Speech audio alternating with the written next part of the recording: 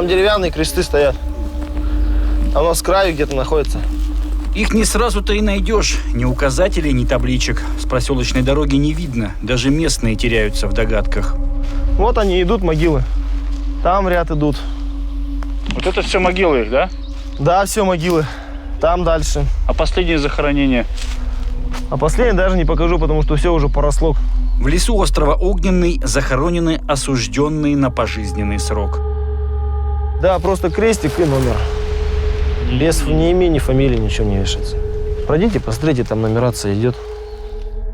Кладбище буквально в полукилометре от колонии. Ну, для нас только, естественно, тут только возмездие. Тут о воспитании здесь говорить не приходится.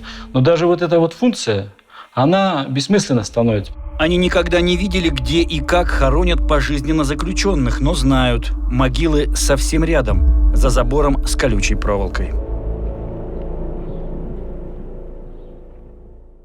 30 лет жизни, конечно, я прожег. Напрасно. Вот с шашкой бегал, к примеру.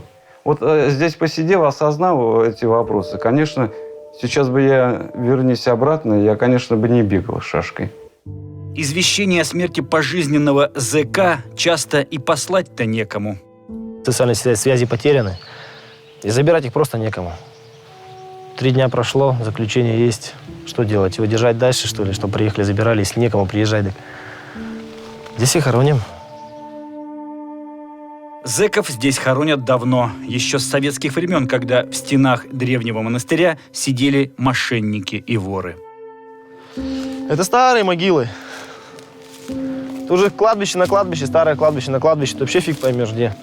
В последний путь на поросшее мхом безымянное кладбище никто из узников острова Огненный не торопится. Себя жалеют и оправдывают. Люди думают так, в особенности вот именно о заключенных на пожизненное лишение свободы, что если он там находится, значит это Чикатило, не меньше. Потому что ни за что, мол, расстрела не дадут, или ни за что на пожизненное лишение свободы не дадут такое наказание. В этих стенах предпочитают надеяться на чудо. Без надежды, сами знаете, вообще невозможно жить без надежды. Тут вообще с ума сойдешь. Хотя есть надежды, уже многие посходили. Убийцы, чудом избежавшие расстрела, десятилетия проведшие за решеткой в узкой камере под аббревиатурой ПЛС, давно приспособились к жизни в изоляции. Сидишь в камере смертника и думаешь, зачем? Вот правильно говорите, зачем живу там, и здесь то же самое. Вот зачем живу, какой смысл? Просто когда находишь этот смысл,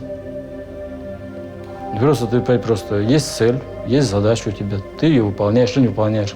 День прошел, встал на молитву, подвел итоги просто. Что получилось, что не получилось. Все, что осталось в жизни – мечты. Не умереть во сне. Потому что вот в свое время, в детстве и в юности, я думал, что умереть во сне – легкая и хорошая смерть. А с недавнего времени я понял, что это самая страшная смерть, потому что не каждый живущий на земле человек способен во сне помнить Бога. А уйти туда без мысли о нем – это очень страшно. Самая светлая мечта, чтобы всех заключенных освободили, дали амнистию всем.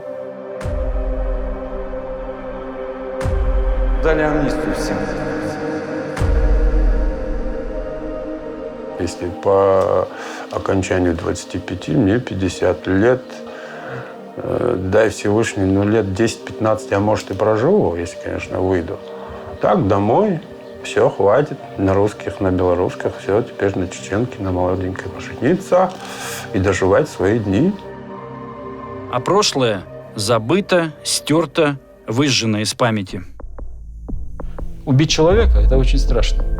Это очень страшно. Я не знаю, сейчас вот с пистолетами не стреляют, он и в глаза человека не видит. Тут совсем другое. А то, что у нас раньше было, когда ты видишь человека, там совсем другие ощущения, совсем другое. Это жуть. Просто убить человека – это очень страшно. Начать жизнь с чистого листа здесь удобно. Вот даже в камере смерти ложишься, я не знаю, не женщины, которых там убил, там или что-то там снится. Да не снится это ничего. И оно не может сниться. Потому что, Господь, я не знаю, потому что Бог так устроил человека. Что человек будет думать, вот это будет сниться, просто он сойдет с ума человек. Просто он залезет в петлю или... Богу это не надо. Богу совсем другое надо. Покаяние нужно.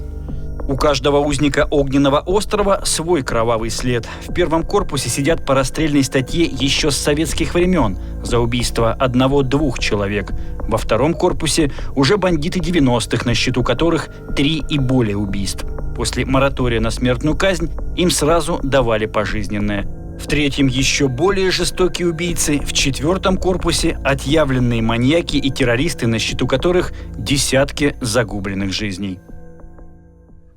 Мне приходилось видеть среди брата заключенного как отъявленных подлецов, так и людей с большой буквы.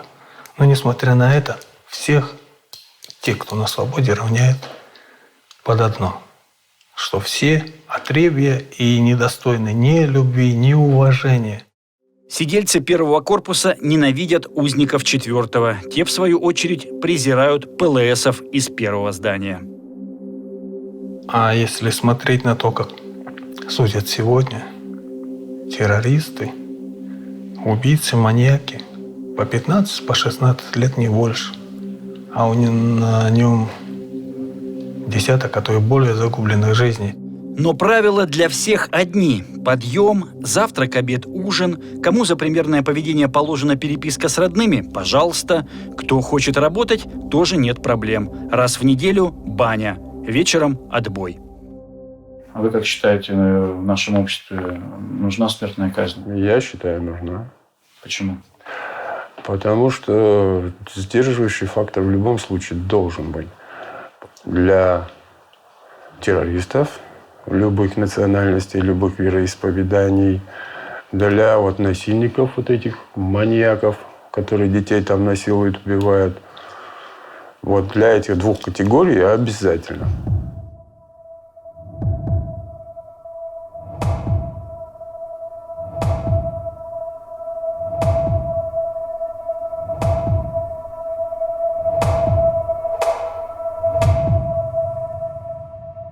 Смертная казнь, да, или пожизненное заключение, да.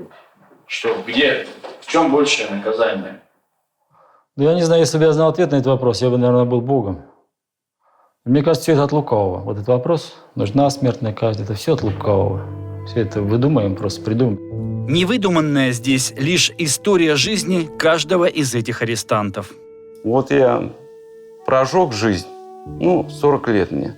То есть я еще могу, например, восстановить семью и так далее. Вместо семьи – ожидание расстрела. Я уже свое отбоялся за 2 года, когда там сидел. Вместо дома – узкая камера и конвоир.